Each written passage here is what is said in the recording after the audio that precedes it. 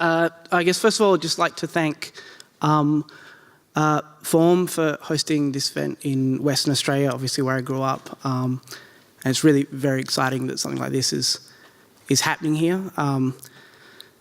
Obviously a big thanks to Linda Dorrington and Rebecca Eggleston and the whole team at Form for, I guess, their vision for Perth, and also personally supporting the project that I've been making here currently. And also obviously to Andrew King, Stormy and Nadita.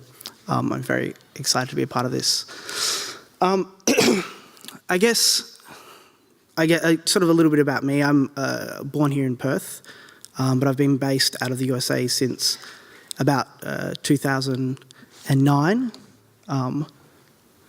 Slides up there. This is a project I did in Adelaide last year for the biennial on the forecourt of the Art Gallery of South Australia.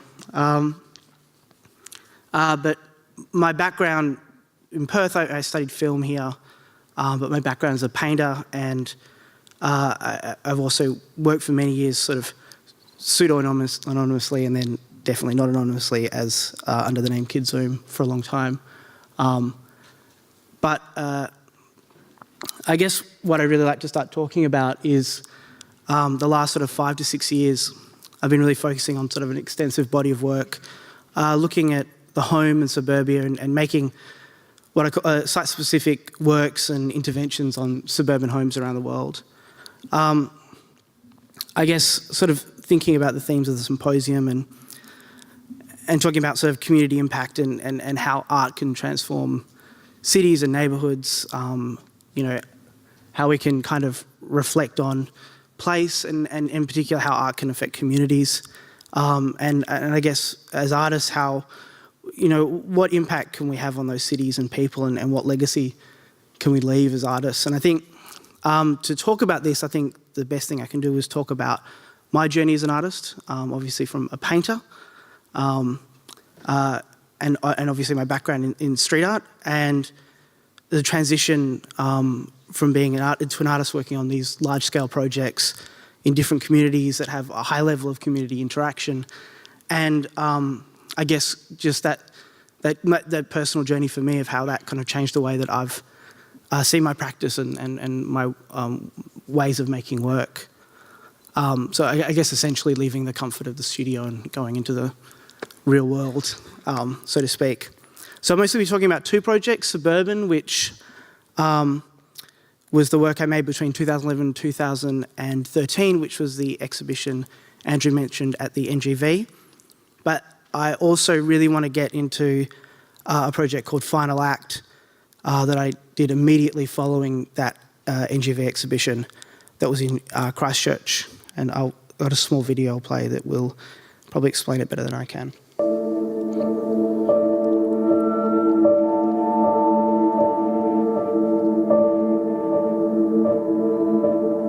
Tuesday in February the 22nd, at about 5 to 1, there was a very big earthquake.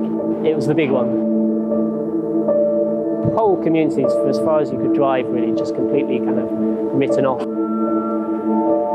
8,000 red zoned houses and 8,000 domestic houses. And so that's 16,000 homes that have gone. And that's 16,000 families that have had to go somewhere else.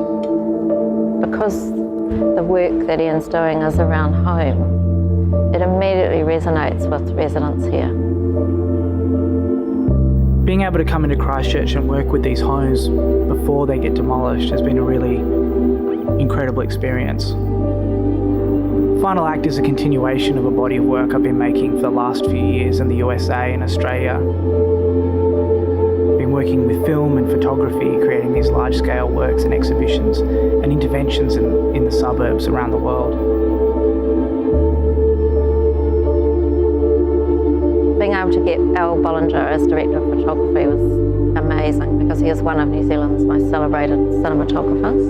And just watching him and Ian co-collaborate was an absolute joy. To come into this neighbourhood where everything's so desolate and create, I mean, it's an artifice, but it gives it a sense of life and spirit. It It really is the last action of these homes as to how they can live on. I hope that that's something that can read locally here in Christchurch, but it's also something that reads more universally as to how we see the home as an icon.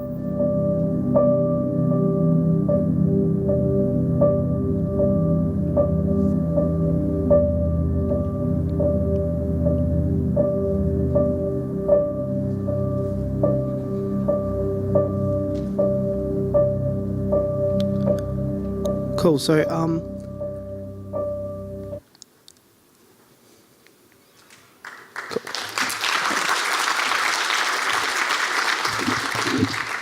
So that was the project Final Act, which was obviously created in the residential red zone in Christchurch following the 2011 earthquake. And it was very much a community collaboration and working with the Canterbury Museum and former red zone residents and a lot of not-for-profits sort of sprung up after the quake as well about the rebuild. But to tell you about how I got to this point and making this work, which is very much community collaboration, I'm going to kind of jump around a little bit and go back and talk about a project. The first project was an NGV, which was Suburban, which went between 2011 and 2013. And in that time, I'd arrived in New York as a painter. I'd been painting and selling my paintings. And I guess over there, began to feel like I was part of this kind of very urban movement over there, working on walls. And I was a kid who grew up in the leafy suburbs of Perth, and I wasn't someone who grew up in a grimy urban inner city area. And I think being over there really highlighted that for me, and I began to become interested in, well, what was unique for me, and I should be going out and painting and interacting with the environment that's familiar to me and reacting to that environment I grew up in, and it's very much a suburban context. And that led me on this very long journey. I went to Cockatoo Island and rebuilt my childhood home there in the turbine hall at scale, and that was, I don't have any photos of that, sorry. And then that led to being in the States, starting to make these works onto houses. And this was very much conceived in the studio. So I had these ideas, these images that I wanted to make, and I was thinking about it very much as a painter. I thought, well, this would look fantastic as an image. I can take these photos, I can create this imagery with these houses. And again, it's done in the cold comfort of a studio. And things change when you leave the comfort of the studio and go into the real world and start interacting with communities. And I think that for me was a really big moment. I'm gonna, I've got some images here of the sort of Christchurch project, but here I'm sorry, this is jumping back in time to Suburban. I think,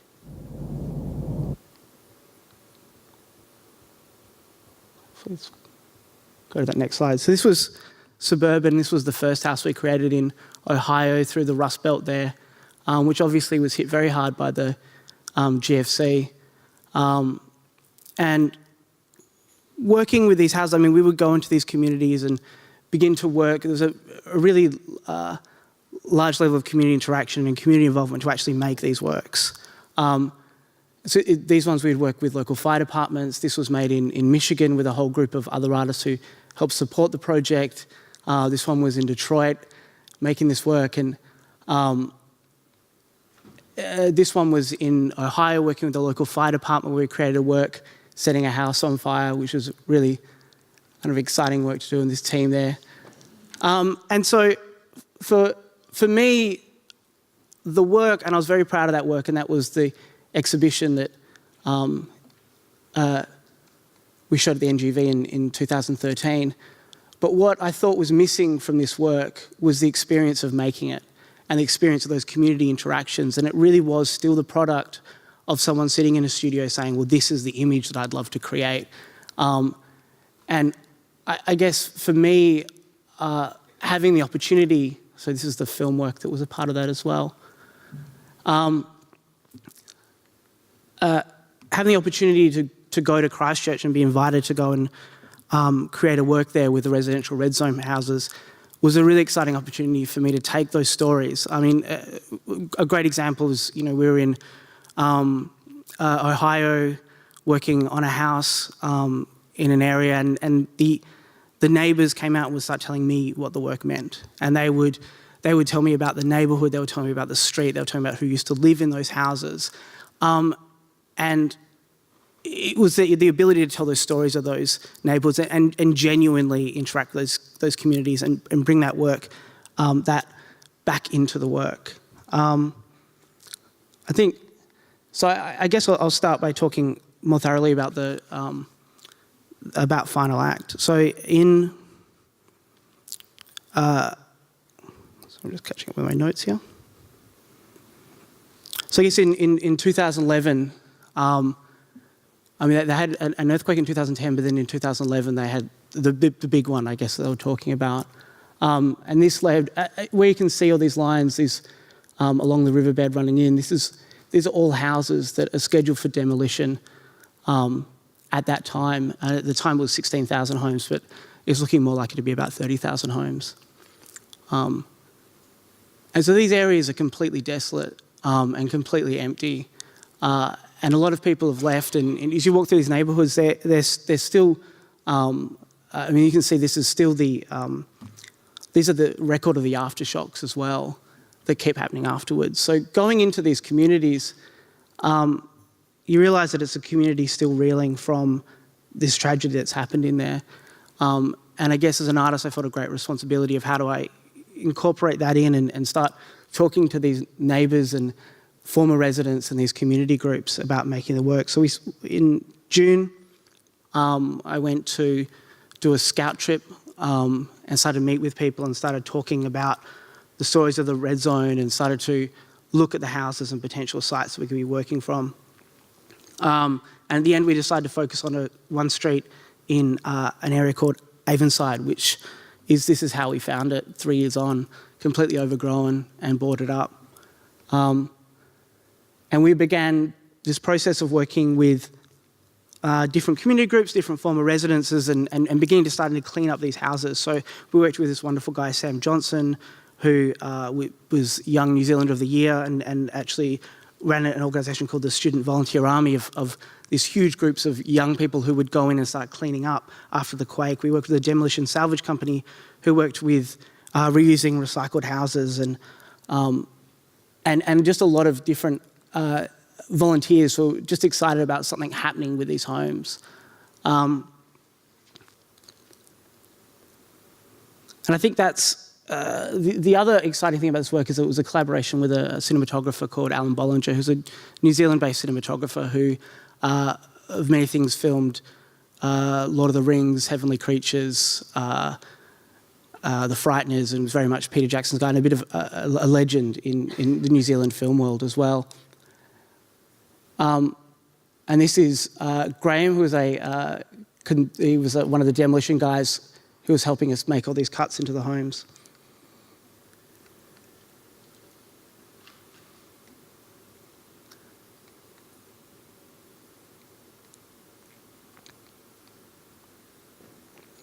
And so I guess going through and making these works, I think anecdotally, one of the craziest things about standing in these neighbourhoods is that all you can hear is these fire alarms in the houses needing their batteries replaced. So you can just hear these bips for miles, just everywhere. And otherwise, it's just complete silence and the amount of nature coming back into these areas. So this, as we're filming, we filmed over 3 nights, and the project took about 2 months to make and exhibit. It was a collaboration with, obviously, you can see a huge group of people, and resulted in these photographic works, which were printed and exhibited and a film work, which you saw clips of, which were all exhibited at the Canterbury Museum in a large exhibition as part of a festival called Rise. And so the exciting thing about this exhibition was it was taken into the collection by the museum, and these works became a kind of emotive archive of these homes as well, and a way of making record of this area, record of these homes, but also of sort of telling stories as well about that time in New Zealand, and it's something that the museum will bring out and begin to show again in time. And I guess that's been a kind of a longer journey for me, and I think I guess that experience in America and then coming into Final Act had a sort of profound effect on me, and how art can affect with communities and help with grieving processes and help with telling and recording stories as well, and then that process of making the work can actually be brought back into the work as well. I guess that's something, I mean, it's something that I think is important in art and important for me in my practice, to be able to, I guess, find ways that process and working in these bigger communities as someone who's been a painter and going back out into, I guess, the real world. And just quickly, before I finish, I would be remiss if I didn't mention that I have an exhibition called Shadow, which opens tonight, which I've been working for the last 3 months here in Perth, for the first time working back in my own hometown, which is incredibly exciting. And I to give lots of thanks to Form and DCA and OzCo, as well as Central TAFE, who hosted a residency for me. And so there is works that I've made here over the last 3 months in a filming studio, which result in 5 new photographic works and a film work. So if you are not doing anything tonight, please pop along from 6 o'clock. I think that's it.